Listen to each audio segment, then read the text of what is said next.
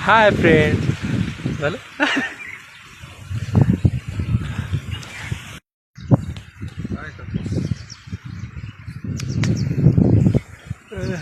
शर्मा गई का फोन काढली मम्मी आ गई का. ते बघा ते दिसते ना ते तोर ऊस आहे आपलाच आहे पार तिकडं. आणि हे असंच हे माळ आहे ना हे आपलाच आहे. हे बघा हे परसाच्या वर गेलेला ऊस आहे. आणि हे पलीकडे दिसतं का त्याच तळ्याचं पाणी या ऊसाला जातो आपण दिसतंय ना. हे खाल्ल्यापट्टीचा ऊस. हे इथं आमचे पांडव आहे. इथं हे बोरीचं वावर बिबीचं वावर.